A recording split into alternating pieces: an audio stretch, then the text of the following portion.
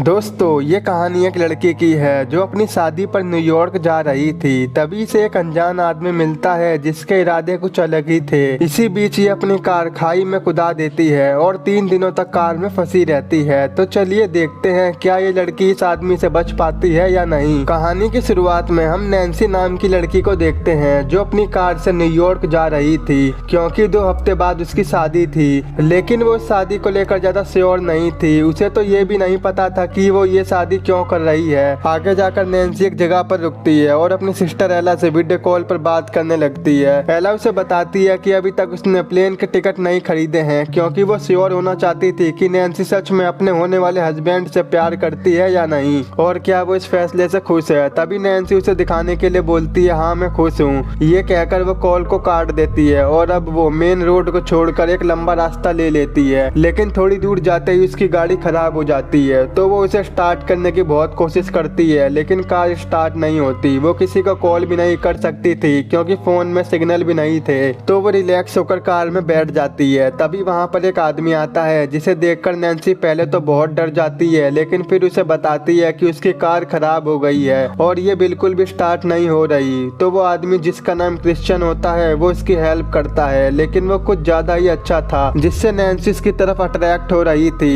अब क्रिश्चियन उसकी कार को स्टार्ट कर देता है और नैन्सी उसको थैंक यू बोलकर जाने लगती है लेकिन उसे लिफ्ट न देकर नैन्सी को काफी बुरा लग रहा था इसीलिए वो उसे लिफ्ट दे देती है। कुछ देर तक तो सब कुछ ठीक रहता है। वो आदमी अच्छी अच्छी बातें कर रहा था और नैन्सी से काफी फ्लर्ट भी कर रहा था और नैन्सी भी इसके साथ कंफर्टेबल फील कर रही थी। लेकिन थोड़ी दूर जाते ही उस आदमी का बिहेवियर चेंज हो जाता है और वो नैन्सी के साथ बहुत गंदी गंदी बातें करने लगता है जो किसी भी अनजान लड़की के लिए सुन पाना बहुत मुश्किल था। नैन्सी अब समझ गई थी ये आदमी किस टाइप का है और वो उससे क्या चाहता है। नैन्सी तुरंत अपनी कार रोकती है और क्रिश्चियन को नीचे उतरने को बोलती है लेकिन तभी क्रिश्चियन अपना चाकू निकाल लेता है और नैन्सी को चाकू की नोक पर ड्राइविंग करवाता है। अब वो उसे वहीं पर ले जाता है जहां वो जाना चाहता था। अब नैन्सी को उससे बचने के लिए कुछ तो करना होगा क्योंकि वो इस अनजान आदमी को लिफ्ट देकर एक बहुत बड़ी मुश्किल में फंस गई थी। नैन्सी उससे पूछती है कि तुम मुझे कहाँ पर ले जा रहे हो। तो क्रिश्चियन कहता है कि रोड के पास एक छोटा सा मॉडल है जो कई सालों से वीरान पड़ा है। ये सुनकर नैन्सी उसके इरादे समझ जाती है कि वो मेरे साथ क्या करना चाहता है। तभी वो नोटिस करती है कि उस आदमी ने सीट बेल्ट नहीं पहनी है तो वो तुरंत अपनी गाड़ी को पहाड़ से नीचे कुदा देती है जिससे कार पूरी तरह से क्रैश हो जाती है। जब उसे होश आता है तो वो कार से निकलने की कोशिश करती है लेकिन वो निकल नहीं पाती क्योंकि उसका पैर बुरी तरह से फंस चुका था। उसकी कार पलट चुकी थी और वो उल्टा लटकी हुई थी। तभी वो क्रिश्चियन को देखती है जो बाहर पड़ा था। वो जिंदा था और उसे नैन्सी के मुकाबले बहुत कम चोट आई थी। अब वो उठकर नैन्सी के पास आता है पर वो उसे बाहर निकालने की बजाय वहां से चला जाता है। नैन्सी उससे हेल्प के लिए काफी रिक्वेस्ट करती है पर वो चला जाता है। अब नैन्सी अपना फोन ढूंढने की कोशिश करती है पर वो नहीं जानती थी कि उसका फोन कहाँ पर है। वो मदद के लिए काफी चिल्लाती है और कार का हॉर्न भी बजाती है लेकिन कोई फायदा नहीं होता क्योंकि वो सड़क बहुत ही सुनसान थी और ऊपर से वो एक गहरी खाई में गिरी पड़ी थी। और ऐसे ही पूरा दिन बीत जाता है। नैन्सी अभी भी वहां से बाहर निकलने की कोशिश कर रही थी और वो अब अपने इस हाल पर रो रही थी क्योंकि उसे अपनी छोटी सी गलती का बहुत बुरा अंजाम मिला था। उसे अब ठंड लग रही थी इसीलिए वो अपनी गाड़ी का हीटर ऑन कर देती है। वो रात को बहुत डर रही थी क्योंकि वहाँ पर बहुत से जंगली जानवर भी थे।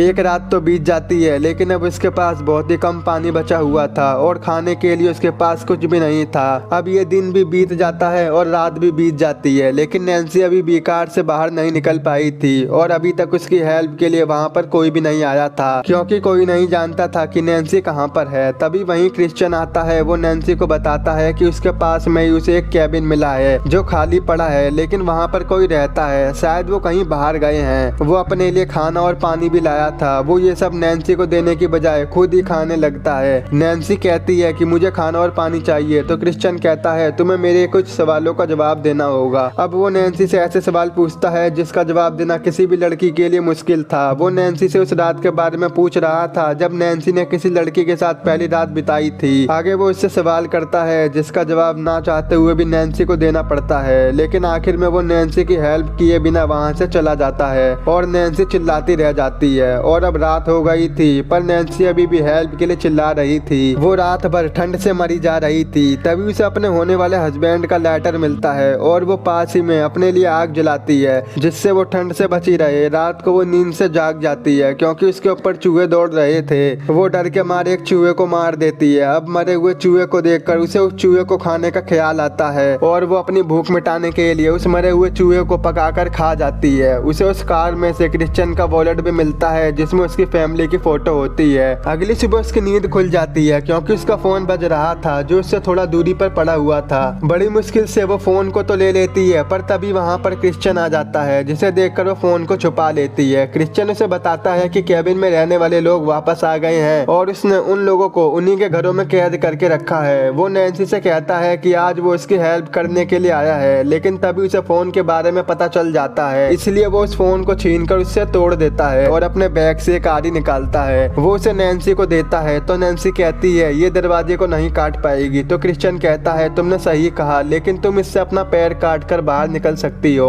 ये कहकर वो वहाँ से चला जाता है। अब हालात चाहे कैसे भी हो, लेकिन नैन्सी अपना पैर नहीं काटने वाली थी। अब वो दिन भी बीत जाता है। रात को वो अपनी प्यास बुझाने के लिए अपना यूरिन पी रही थी, तभी वहाँ बारिश होने लगती है और रेडियो पर बारी बारी करके इसकी वार्निंग दी जाती है और साथ में ये भी बताया जाता है कि वहाँ पर बाढ़ जैसे हालात भी पैदा हो सकते हैं, जिस वजह से कई लोग मेन रोड को छोड़कर पहाड़ी रास्ते पर ड्राइविंग कर रहे थे। अब नैन्सी के पास पानी की कोई भी कमी नहीं थी और साथ में उसे उम्मीद भी थी कि कोई तो यहाँ से गाड़ी लेकर जरूर गुजरेगा। तभी वहाँ पर एक गाड़ी आती है, लेकिन वो कोई और नहीं बल्कि क्रिश्चियन ही था। उसे देखकर नैन्सी मरे हुए चूहे का मांस अपने पैर पर और आरी पर लगा देती है और फिर मरने का नाटक करती है, जिससे क्रिश्चियन को लगे कि नैन्सी अपना पैर काटते हुए मर गई और क्रिश्चियन को सच में ऐसा लगता है वो मर चुकी है। इसी मौके का फायदा उठाकर नैन्सी क्रिश्चियन पर हमला कर देती है और उसकी कार की चाबी छीनकर कार के अलार्म को ऑन कर देती है और उसकी चाबी को दूर फेंक देती है। अब कार का अलार्म बज रहा था जिससे कोई ना कोई सुनकर जरूर आएगा, लेकिन क्रिश्चियन जिंदा था और अब वो नैन्सी को तुरंत छोड़कर अपनी कार के पास जाता है। वहाँ और भी गाड़ियां गुजर रही थीं, लेकिन क्रिश्चियन कहता है कि उसे कोई भी मदद नहीं चाहिए। वो कार का बोनट खोलकर अलार्म बंद कर देता है। तभी वहाँ पर एक पुलिस ऑफिसर आता है। वहीं पर नैन्सी हेल्प के लिए काफी तेजी से चिल्ला रही थी, लेकिन खराब मौसम की वजह से उस पुलिस वाले को कुछ भी नहीं सुनाई दे रहा था। हालांकि उसे थोड़ा शक तो जरूर हुआ था कि खाई में कोई मौजूद है, लेकिन क्रिश्चियन कहता है कि उसे कोई भी आवाज सुनाई नहीं दे रही। अब क्रिश्चियन उस ऑफिसर से लिफ्ट मांगकर वहाँ से चला जाता है और नैन्सी चिल्लाती रह जाती है। तभी हम देखते हैं कि वहाँ पर बहुत तेजी से बारिश होने की वजह से बाढ़ आ जाती है। नैन्सी के पास अब कोई रास्ता नहीं था, इसीलिए वो अपने पैर काटने जा रही थी, लेकिन तभी बाढ़ की वजह से उसकी कार पानी में बहने लगती है, जिस वजह से उसका फंसा हुआ पैर बाहर निकल जाता है और फाइनली अब नैन्सी को उस कार से छुटकारा मिलता है।